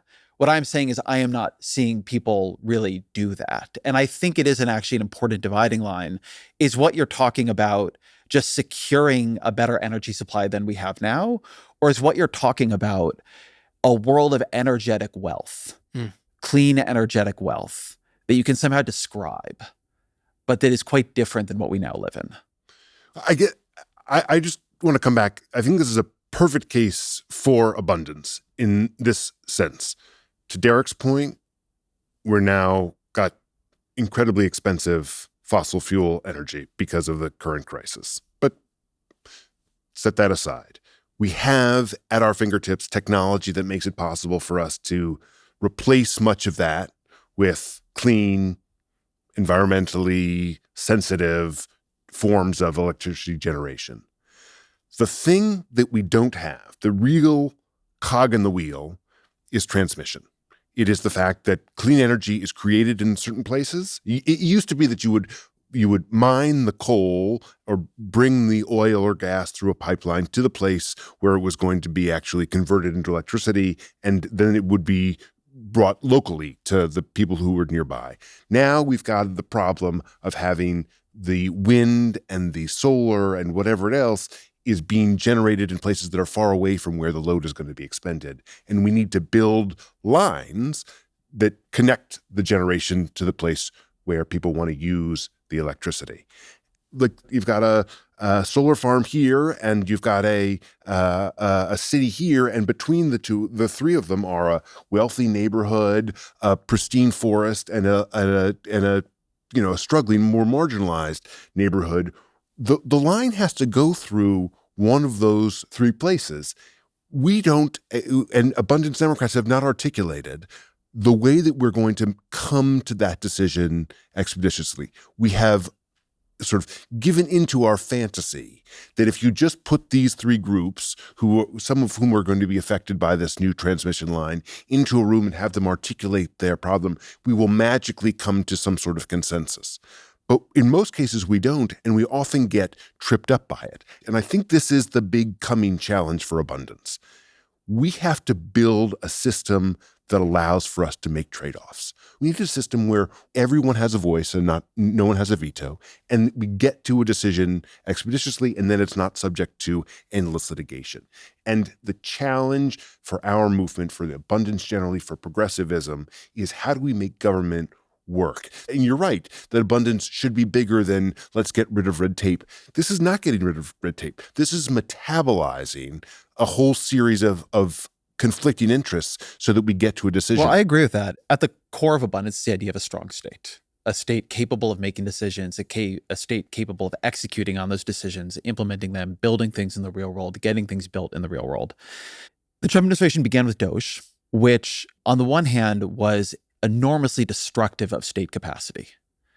On the other hand, it's proof that you could do a lot more to the state than people thought you could. That the rules and regulations were not nearly as binding as people thought.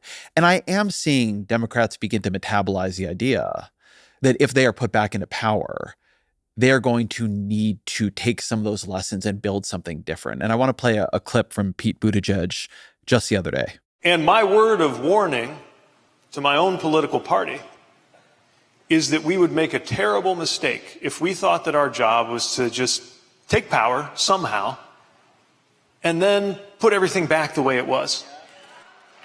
That's not what we're here to do. We're not out to go around and just find all the little bits and pieces of everything that they smashed and tape it together and say, here you go, I give you the world as it looked in 2023. That's not going to work. It's not what we need. So much has changed. And the truth is they are destroying things right and left. They're destroying a lot of good, important things they're destroying some useless things too, because they're destroying everything. So now we get a chance to put things together on different terms. So that Buttigieg clip is like, it's like fan service for me, right? That's what I want to hear somebody saying. But I wouldn't say he goes on to say what those different terms should be. And I think this is a really big unsettled question for Democrats, which is they know, you heard it also in the Newsom clip earlier, they know that after Doge, after all this destruction, and after also the recognition that things can work differently, they have to work differently, that they cannot just build back. They can't even just build back better. They have to build something different. But I don't think they know on what principles that different things should be built. Yeah. Marc, this is obviously your wheelhouse a bit. What would you tell Pete Buttigieg? So we need to make it so that when various bureaucracies within the federal government are thinking about whether to site new wind farms off the coast, and there are implications for energy, and there are implications for the fishing industry, and there are implications for the wildlife and for the birds and for the energy companies onshore, and all of these things have divergent interests. Right now, the federal government and government generally gets caught up in those negotiations, again, with the fantasy that if everyone gives their voice and we just have an equal conversation. I want to stop you for a second, because I feel like you're framing this as if it's, you keep saying just the fantasy. Yeah. It's the law, right? There are courts. I talked to the people doing these decisions, right? Yeah. They are worried about lawsuits. They are Absolutely. worried about the project getting dragged out. So Elon Musk one reason Elon Musk just gutted things during Doge is the Trump administration didn't try to do anything through statute, through law, right? Yes. They didn't try to remake the civil service or its rules, except through executive order. To change things architecturally and to change things in terms of who can decide what at the level you're talking about, to make power wieldable in this way, it requires new laws. So that makes it harder. Yes. Because it can get filibustered, and nobody's going to throw you a parade for remaking the Administrative Procedures Act, right? Who wants to spend all their time on that? And so I'm not saying that even directionally I disagree with you, but I do think it's worth saying what you're describing is not just like a bunch of progressives imagining it would be nice. It's actually how the whole thing works. You get sued if you don't follow it. That's absolutely true. And that's the system that we've built over the course of the last 50 years. We need to begin, this is the challenge for abundance. And you're right, it's not a simple fix. It's not something that a Doge could have done. We need to have in our mind a process that we believe is fair, and that when people don't get the outcome that they want, they will abide it and understand that that was determined to be in the public interest. I am one of 17 Cincinnati Bengals fans in the entire world. There are 16 of us, and we all know each other. And there was a moment in the amount last of angry emails I'm about to get because of this comment. Okay. There are 19, and the other ones are pissed. Yeah, fair enough. You'll get 3. In the Super Bowl a few years ago, there was a call at the end against Logan Wilson for pass interference at the end of the game. And it was not pass interference. And I mean, I feel very strongly about this. We, all 17 of us, feel very strongly about this. But it was called, and the play went on. And I think without that call, the Bengals likely win the game, but we lost. And I don't sit here today and litigate whether or not the Bengals were actually Super Bowl champions several years ago. We have a system today in which we haven't created within the government a system by which we can take a whole series of conflicting signals, requirements, demands, concerns, metabolize them into a decision where someone decides, I understand that there's an environmental cost to that. I understand that that's not great for the fishermen. I understand that we're giving up some clean energy. But this is the thing that we're going to do. And those who lose, who didn't get what they wanted, are forced to stand down. And I think this is the criticism that I have, and the real worry I have for abundance is I'm not sure that we are articulating how we're going to make these trade-offs in a way that makes sense and is both fair to those who need to have a voice, but doesn't allow for interminable debate. What's your version of this? Doge was a total disaster. I mean, there's a way in which I think some people say, oh, what we'll just do is we'll build Doge, but better. That's somewhat begs the question. Like, what is the thing we want progressive abundance doge to do better? And there's a little bit of a blank space there. So let me try to fill out some ideas. One of the failures of the Biden administration that you and I talked about a lot on the tour was the failure to spend money authorized under the bipartisan infrastructure bill. I talked to a lot of people at the state level about what they saw as the reason why rural broadband money, tens of billions of dollars of it, didn't actually build rural broadband, and why several $1 billion of electric vehicle charger stations money was also not spent. And the answer that I kept hearing, they felt like the people they were talking to in the Biden administration, they felt like they were coming up with excuses to extend the period of time, to come up with more instruments of delay than were necessary by the rules inscribed by the law itself. And that brings me to a point that you might think of as sort of like Doge but better, but I sometimes think of as being like a little bit separate, is this idea that abundance is not just a set of ideas and laws and rules, it's the people who execute them. And one thing that I think the incoming, hopefully, Democratic administration in 2029 will value is not just a new set of rules that value speed, but personnel that value speed. I actually think you can go quite far by bringing in people who really, really want laws to be passed and then money to be spent expeditiously and are looking for ways to do that legally, not by violating the law. Because, as much as it's talked about how much Donald Trump and Elon Musk, when he was in government, just ran through everything with a chainsaw and machete, you look at all the various ways that Trump has lost in the courts that have consistently slowed him down to do all kinds of things. I mean, the Trump administration is now paying back $166 billion in tariff fees. That's not moving fast. That's moving fast, then moving very slow because you have to undo everything you just did. So you want to follow the law, but I also think you want to bring in people into government that really, really want to move quickly. And to the question of what do we want to do quickly?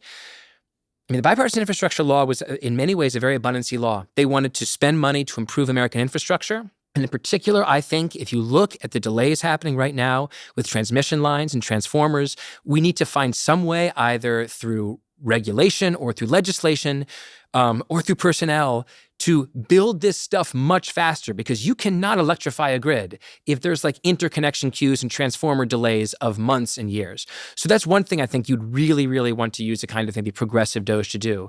The other that I think is so important is right now, the delay in the drug development pipeline at the level of the FDA and clinical trials is absolutely horrendous.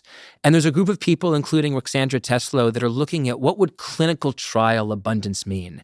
How could you use a combination of artificial intelligence and innovative public policy to renovate the way that we test drugs to get the same safety benefits out of it, but going at something like warp speed? Because, despite what the anti-vaxxers say, the COVID vaccines were really remarkably safe given the health effects the health benefits that they gave the American and global population. But Ezra, you talked about this a lot when we were traveling the country. I'm wondering how your thinking has evolved here and what you think a good Doge would look like in 2029. So one of the lines I used often on the tour, as you remember, is that the left is overformed by institutions and the right is underformed by them. And a different version of it was that the personality type of the left has become bureaucratic and the personality type of the right has become autocratic. And I think in that is where I think the opportunity is and where I think the danger is. One thing Doge very naturally did was created a rallying around the institutions of government among liberals, among others, right? They're trying to gut the NIH and the National Science Foundation and USAID and all these things, and we need to defend them. And I think one of the dangers, and I think this is what Buttigieg is getting at, is going to be to be pushed back into being the coalition of the status quo, the coalition of the institutions, the coalition telling you, believe in government, believe in science, even if it's not working for you. And I think something that the left has to be very, very, very careful of is the left is now the coalition that relies on the people for whom the institutions have worked. The left is the coalition of college grads. And you're saying all left of center here. I'm not saying just the all far left of center. Yeah, I don't right. mean the far left. I mean the left of center coalition in this country, the Democratic Party. And so it will naturally be fundamentally sympathetic to institutions. And one of the things we focus on in the book is this point, which came up earlier from Nick Bagley, about the procedural fetish. And the argument he's making in that is that lawyers, and the Democratic Party is full of lawyers. Lawyers look at the question of legitimacy through whether or not you have followed procedure, right? How do you legitimize? How do you say that what the state is doing is appropriate? Well, it followed the rules.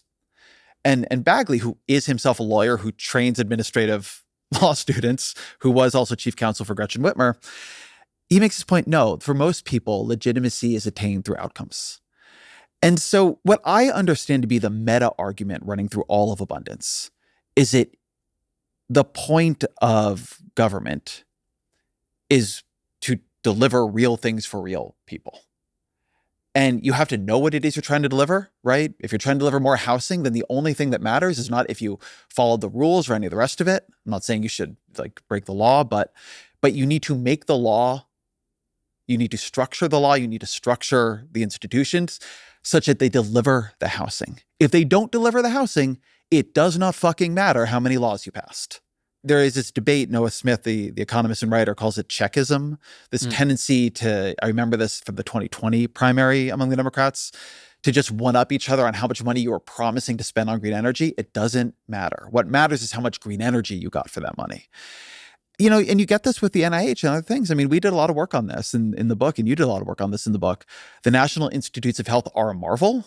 They are also a gigantic pressure towards conservatism. And here I don't mean it in the political sense, I mean it in the caution sense in what gets studied. They, create more herd mentality, right? More conventional wisdom. You have to be very careful about institutional failure, particularly in government where failing institutions cannot be outcompeted by, newer, younger corporations.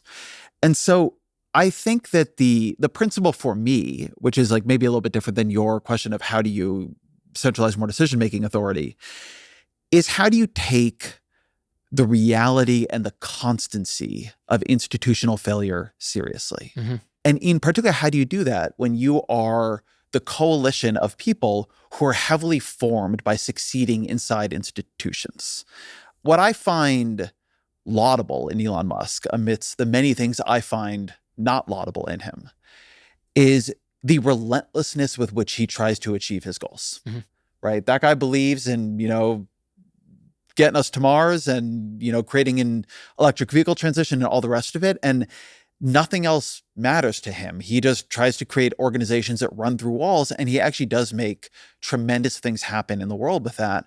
And I think that there is a culture among Democrats to hear the word no and be like, well, the institution said no. It said we don't do that. It said we can't do that. And then to explain it away, to then speak from the institutional perspective and tell everybody why we can't do anything. We can't do it because of the filibuster, and the filibuster is just the way the Senate works. We can't do it because of the way notice and comment periods are structured, or we can't move faster because of environmental review. Instead of finding these things and saying, this is a problem and we have to fix it because what we promised to do is deliver for people. The way I would think about the different terms is that the institutions are not the point of government. Delivery is the point of government. And so the point of the institutions is to deliver. And if they are not delivering, and if we don't know if they're delivering, then the institutions are not the thing we defend. The institutions are the thing we upend, change, remake. And we have to treat them as much more liquid and malleable and have to take reports of their failure much more seriously than we do. I think the NIH is a really interesting flashpoint for the perspective that you're advancing. Consider three approaches to the NIH: a sort of pro-establishment liberal approach, an anti-establishment MAGA approach, which we'll call just current policy in 2026, and an anti-establishment abundance liberal approach. So the establishment approach would be to say the NIH spends $40 billion a year, is the jewel of global biomedical research. It is one of the most important successful institutions in America. you cannot criticize it. You cannot touch it. It exists in a kind of spectral plane that we can simply not brook any criticism of. That's sort of one pro-establishment approach. The current anti-establishment MAGA approach essentially says, for a variety of reasons that are too complicated for me to go into right now, we hate universities, we don't trust scientists, and we really don't like mRNA. So we're going to attack the universities, we're going to destroy a lot of their scientific programs, we're going to cut NIH grants by billions of dollars and also basically ban mRNA research because RFK and Donald Trump don't like it very much. That's catastrophic. But then you come to category number 3. And the abundance liberal approach is not to say, how dare you attack the NIH, which is a perfect program. It's celestial and you have no business criticizing it. It's to say, you know what? Current policy is horrific. But what's also quite embarrassing is the fact that according to their own testimony, American scientists that are funded by NIH spend up to 40% of their time filling out paperwork.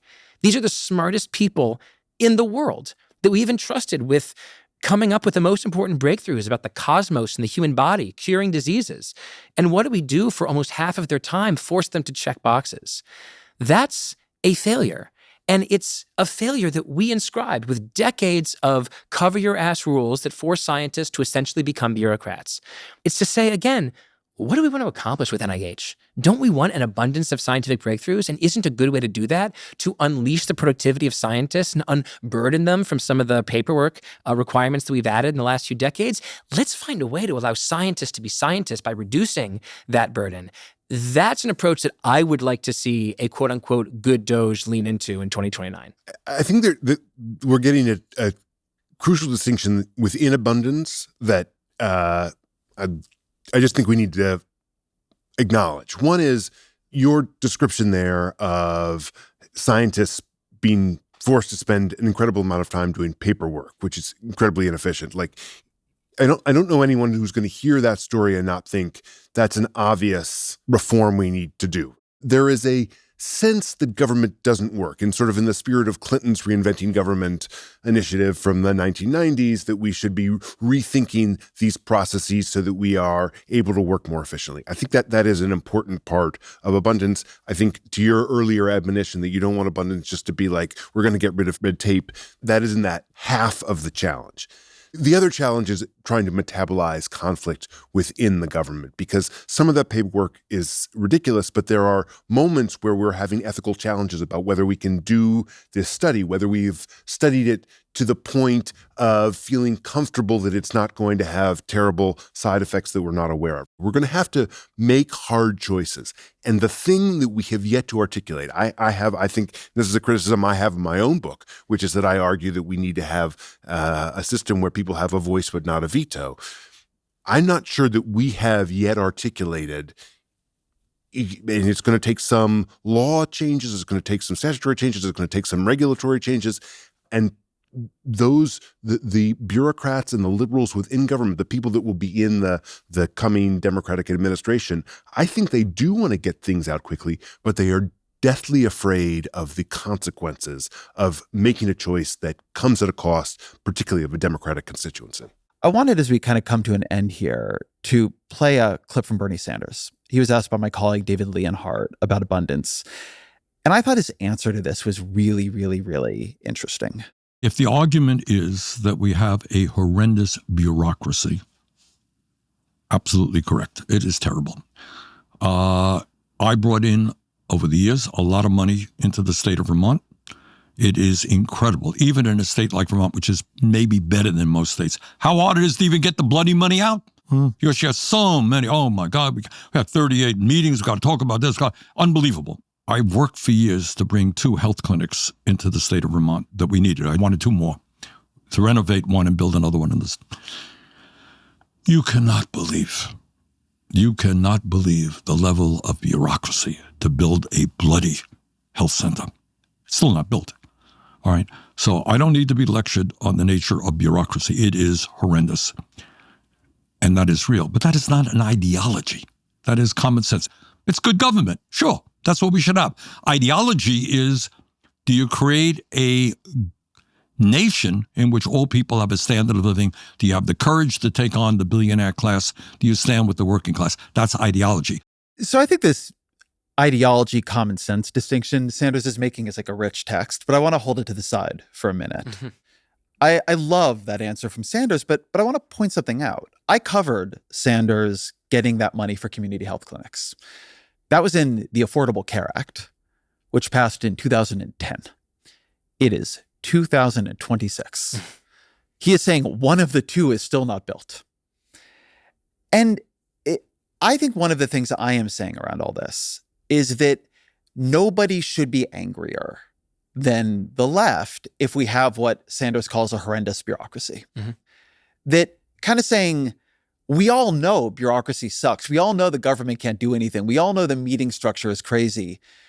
And saying, but that's not the point of politics. But I think it is the point of politics. And I think that particularly if you are the political party that in your ideology believes very fundamentally that government can do big, good things, that actually confronting the ways in which bureaucracy is horrendous just needs to be a very, very high order issue. Because if you can't do that, then I think the other parts of your ideology won't work out.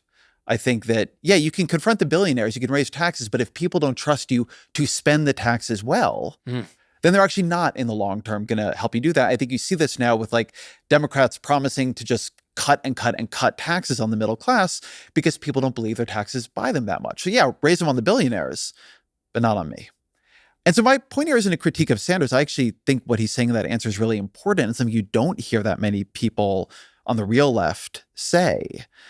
But I do think just like in terms of prioritization, the question here of what does it actually mean to prioritize fixing the horrendous bureaucracy so you can build the damn health clinics?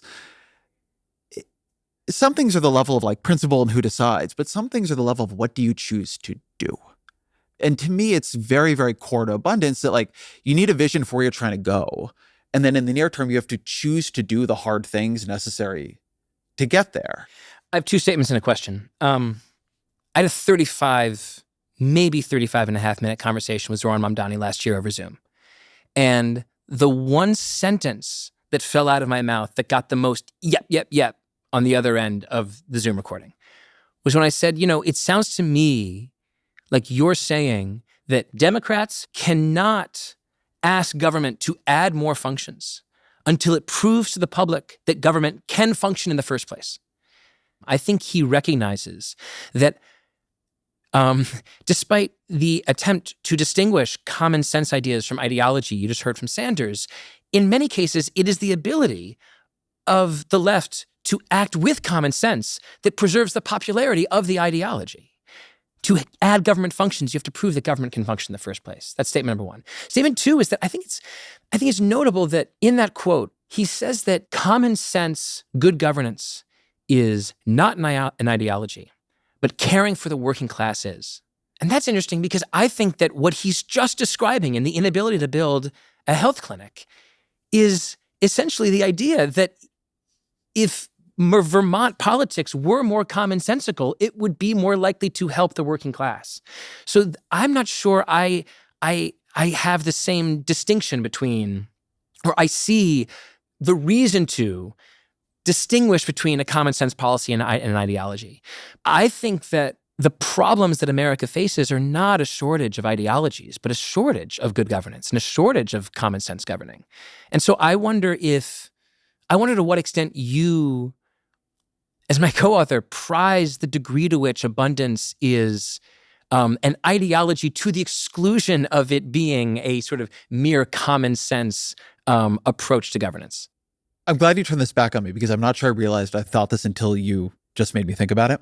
Sanders is using the word ideology there when I think the word is vision.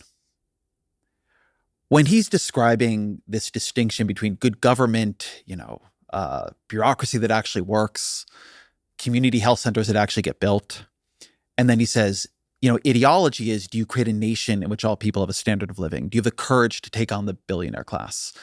I think he is making a distinction between the way government society works right now, and is it working well or poorly, and where you are trying to go that it has not yet gone. And I actually sort of understand that distinction he's making. I think that there is a version of abundance which is just good government. And I think there's a version of abundance, which is a vision of a world that is quite unlike our own. In a place like California or New York City, a world where you could be a firefighter in San Francisco or a firefighter in Brooklyn and be able to afford a home in the city you're keeping from burning down, right? That is no less radical right now than Medicare for all is. Frankly, it's more radical in those cities because at least we do actually have healthcare coverage for at least some of the poor in this country.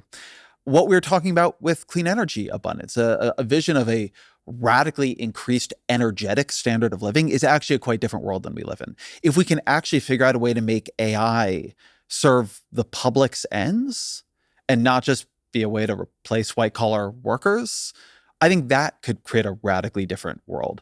But so yeah, I think there is a real distinction between a abundance as efficiency and abundance as vision. And to a bunch of the points, Marc, that you're making, abundance as efficiency and good government, hard enough, right? You're really trying to change the guts of how a lot of our institutions work, and you're changing things that are answers to hard problems. And I probably believe a little bit more than you do that some things are just overgrown. They're not all like an actual effort to weigh values in a thoughtful way, but nevertheless, like changing that will be hard. But the point of changing all that, at least to me, is to make it possible to go somewhere we haven't been. A world in which your healthcare, you don't have to be afraid of your healthcare. You don't have to be, and how much it will cost. You don't have to be afraid of how much your rent is going to go up. You don't have to be afraid of this economic insecurity and precarity so many people live under. I think that's very important, and I believe in that. And then I also think that there is this vision of not just how to be more secure, but how to have possibilities open to us that we don't currently have. And ways of living open to us that we don't currently have. Or, we could have high-speed rail in this country, bullet trains zooming around the way they do in Japan, and we don't. That would feel really different to people. And so if all abundance does is push forward zoning reforms for housing, like that will be good, but I agree, it's not a vision. Right? It's supposed to be creating some different world than the one we live in. I'm glad you made that distinction because if someone said your book has no vision, I would say, well, it does begin with a, 4-page vignette of what the future in 2050 would look like if we got abundance right. For a long time, I would argue that the progressive movement was born from abundance, that the centralizing authority that it could do big things really was the predominant ideology from the late 1800s through the 1960s. That was an abundant-oriented approach to progressivism, and that we got away from that after that. And we don't want to go back to the old, but we need to find some core notion that government is capable and willing to make the hard choices that will drive humanity forward. And I just think that's a fairly new conversation within the discourse on the left. And if your book, my book, a bunch of other books, if this movement refocuses on giving people faith that these public institutions can work, that they can make decisions expeditiously, that is a huge boon, I think, to the broader progressive project. Because in the absence of government working, people turn to Trump. It feels to me as though abundance as an ideology or a vision or whatever you want to call it is the most important antidote to the ascendance of MAGA. That the people that were Reagan Democrats and that were, Obama Trump voters, and also the people who are, who would be considered our base but simply don't come out to vote from election to election, that they need to believe that when they're casting a ballot for a Democrat, that Democrat is going to be able to effectuate a change that is meaningful. I think it's a good place to end. So always our final question. What are 3 books you'd recommend to the audience? And Marc, why don't we begin with you? So the first book I always recommend to anyone is Elizabeth Cohen's Making a New Deal, which I think is the greatest pure book of history that I've ever read. The second book, which I hope people will pick up is Yoni Applebaum's Stuck, which gets to a lot of these issues explicitly in the realm of housing. He talks about how a lack of geographic mobility for many of the reasons that we have here has really been the hindrance to socioeconomic mobility. It's a great book. And then the third, to the degree my book is in conversation with Robert Caro's The Power Broker, I think that book was indicative of a way that progressivism used to work. And people too often ascribe it to Moses, the man, who was enormously powerful and influential in New York. But there's a book by Mark Reisman called Cadillac Desert, which essentially traces the same arc with a guy named Floyd Dominy running the Bureau of Reclamation and building dams all across the West. And it is the same core story, but in an entirely different realm of public policy. My 3 books. Number 1, weird choice maybe for Reformed Jew, but Mere Christianity by C.S. Lewis, in the first 30 pages in particular, is probably the most interesting analysis of the concept of morality that I've ever read. At my ripe old age of 39, I find myself often wanting to re-enter reading experiences that I had when I was younger in the hopes that the reconsumption of that object would put me back in that mood again. There was a period when I was in my 20s when I just moved to New York where I read a bunch of books that I adored. The Emperor's Children by Claire Massoud, The Interestings by Meg Wolitzer, and The Secret History by Donna Tartt. And I just reread The Secret History by Donna Tartt, and it is so fucking good. It's I finished the book 2 weeks ago and entered a brief 1 hour period of mourning. That wonderful experience you have with a novel where the turning of the last page is a true tragic event for the soul. I think The Secret to History is absolutely extraordinary. I have a 4-month-old at home, so that means a lot of audiobooks. And the last book that I'm going to recommend is specifically an audiobook. The audiobook of Blood Meridian by Cormac McCarthy is the trippiest possible. It's an extraordinary book that's basically a sort of, if you haven't read it, a sort of 20th century Dante explaining an absolutely hellacious experience of a bunch of people in the mid-19th century along the Texas-Mexico border. And the audiobook is the guy who reads it has the most incredible sonorous Southern accent. It's just this amazing auditory experience. So if anyone wants to feel incredibly tripped out while they're making coffee in the morning for their family, definitely get the audiobook of Blood Meridian. It's a really extraordinary experience. Derek Thompson, Marc Dunkelman, thank you very much. Thanks for having me. Thank you.